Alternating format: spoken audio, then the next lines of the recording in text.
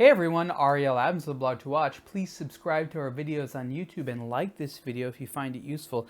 This is a review of two Breitling watches that are similar but different. This is the Avenger II and this is the Avenger Bandit. Same movement, more or less the same design. What's different is a little bit in the size, case material, and the finishing. Price is actually similar. I think they're within $50 of one another. So let's look at the Avenger II.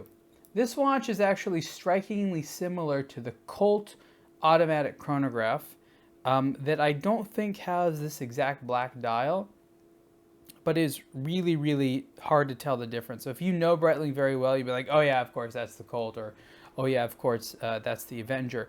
The difference between the Colt automatic chronograph and the Avenger II is this basically. This watch is 43 millimeters wide, but a little bit thicker. And this one, the Avenger II, is water resistant to 300 meters. The Colt, which unfortunately I don't have for you here, but we do have a hands-on aBlogtoWatch, is 44 millimeters wide, a little bit thinner, 200 meters water resistant, and rather than having a polished case, has a brushed case. There's also some other little design changes. For example, the bezel is a little bit different. Rather than having numbers here, it has numbers on these blocky parts. Here it's just markers, but otherwise the bezel looks the same. The dial, very similar, but rather than having Arabic numeral hour markers, it has baton style markers. The pushers are a little bit different. So things like that. So it's not a wildly different watch. I haven't sized this one yet, so it's going to be kind of big. It's not a wildly different watch, but you'll have to, if you're interested in this design, I highly encourage you to look between the Colt automatic chronograph and this one. This one's actually like, I think $500 more than the Colt. Not sure all the reasons, because from what I've explained, other than the water resistance, which is 100 more meters here, it's difficult to know why this one's more money.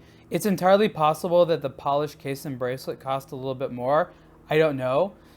But these two, the Colt and Avenger, have relatively, dramatic price difference. I guess $500. I mean, maybe in the watch world, $500 isn't a lot, but it's, it causes me to wonder why. But it's not that big of a deal. Which one you want is up to personal style. This is a handsome watch. This is really what a lot of people think of when they think of Breitling. This is more entry-level / mid-range in terms of the overall quality and features and things like that you get from the brand. But if you want a Breitling, this has pretty much everything in it. It's a little shiny for my taste. This would have been a lot more of a luxurious look in, I would say, the earlier 90s. And then you start to get a lot of look-alike watches. And the two things that kind of bother me are the fact that the dial has just a few too many shiny elements to it. The hour markers do not, in my opinion, need to have a polished or glossy finish to them. The rings around the subdials don't have to have a glossy finish to them.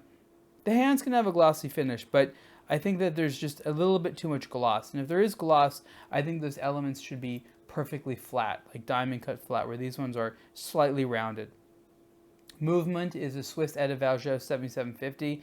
This is about as high in price as you want to go for a 7750, but again, with the Breitling, you're really not paying for the movement so much as you're paying for the overall fit and finish and construction, which is good. I will say that, and this has not been my experience on all watches like this, but this particular one underneath here, little sharp. Bracelet has a little bit of sharp edges to it underneath, a couple of sharp edges. Not too much, it's not crazy, but there's, and also a little bit here, there's still some plastic on here, which actually adds a little bit of sharpness to it, so I wouldn't say anything, but again, on the bracelet too, there's a little bit of sharpness. Not the end of the world, but it's just something to know if you're very, very sensitive to those things. I'll just put it on one more time. So again, remember that this is just 43 millimeters wide, but it looks really big, partially because it's relatively tall. I think it's like, actually, let me check right now. How thick is this watch? It is 16.5 millimeters thick. I think the Colt is like 14. even though it's a millimeter wider. So the Colt definitely wears a little bit thinner. And again, I'm guessing that just has to do with the fact that there is the different water resistance rating. Other than that, I'm not really sure what the difference is. So this watch, the Avenger II, on the bracelet, retails for $5,835. And again, that's different than the roughly $5,300 price of the Colt automatic chronograph, which is something that, again, if you like this look, I recommend that you inspect both of those carefully. Okay, so this is the Avenger II, and I'm putting it aside. There's a lot of Avengers, by the way. There are a lot of Avengers. Breitling loves the Avenger collection, and they make a million of them. So this is the Avenger Bandit, and this is a watch I actually like a lot more, even though I think it would look a lot cooler on a bracelet. The bracelet, or the strap, is a rubber strap with a deep gray textile lining, which looks nice. You have to cut it to size, which I've done plenty of times. I'm getting pretty good at cutting Breitling straps, actually. And the deploying here has a micro adjust, so the good thing is you can sort of adjust it there and make it, I don't know, about a centimeter, maybe centimeter and a half, which is a pretty good distance. While the Avenger II is in steel, this watch is in titanium, which is great. It's lighter. I like the finishing a lot more. The dial, as you can see, is not shiny at all. It's totally matte. Matte surface on the Arabic hour numerals that are the exact same design. The subdials are a little bit more sober looking. The hands are more legible. And again, what's the difference there? Polished everything, polished nothing. And you see how different it looks from a legibility standpoint? They have the exact same movement.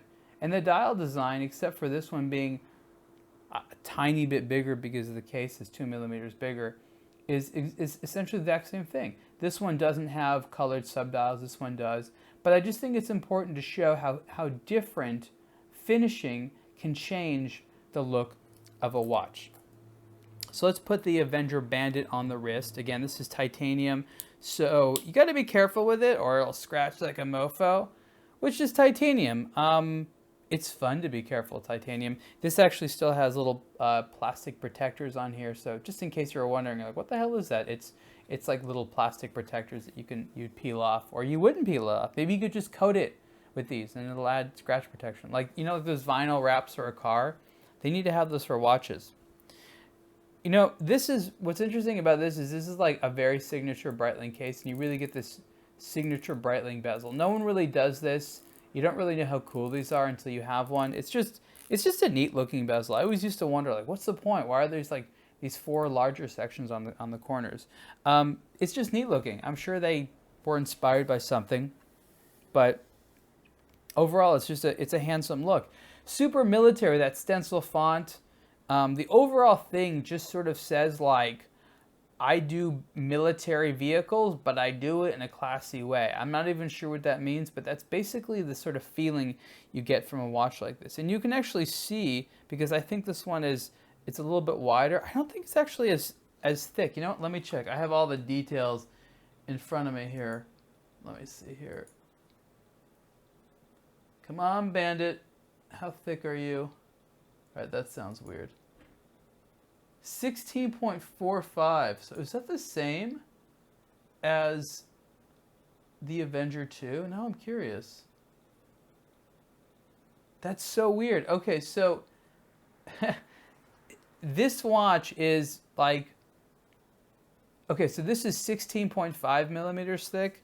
This is 16.5 millimeters thick. So this one is a tiny bit thicker than this one, which is 16.45 millimeters thick.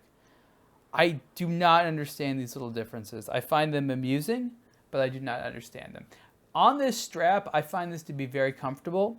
I do not think that Breitling currently makes a matching titanium bracelet. If they did, it would be a scratch nightmare. You know, more and more companies are coming out with hardened titanium or scratch-proof titanium, which is something I recommend because it's very, very useful, but it's just something I should mention. The Avenger Bandit has a little bit more personality. Like I said, it's got a little bit more of a sober look to it. The titanium's cool. There are not a lot of titanium Breitling watches. They exist. There's just not a ton of them. It's sort of like the polished steel brand. So the fact that it's titanium is relatively cool to me. Like I said, both of them have the Breitling Caliber 13, which is basically just a Valgio 7750 automatic chronograph. Decent movement, nothing special, 12-hour chronograph, date and the time. So it works well. You got a nice, these pushers are nice and big. Like you can totally feel them. Nice click to it, like just like a clang. Just a cool watch. So I said that the Avenger II on the bracelet had a retail price of $5,835. This one is, I believe, just a tad bit more because of the titanium. I don't even really think they need to charge more, but it's $5,875. So tiny little distinction point. In terms of the Avenger Bandit, as far as I know, this is the only style currently available. And like I said, it's more sober and a little bit more understated. This is more of a watch that goes with your outfit than sort of like screams your outfit. What is a watch that would scream your outfit? Like this watch with an orange dial. This one is, it's still sober and versatile, but it speaks a little bit louder. Whereas this one, because of the more sober tones and the fact that it's not glossy, but it's more matte finished, again, it's more of a tool than a statement piece, but a lot of people prefer that. Anyways, you can see the full review of the Breitling Avenger Bandit and the Breitling Avenger II on aBlogtoWatch. And I look forward to reviewing more Breitlings, which I'm about to do in a second. All right, see you later. Thanks.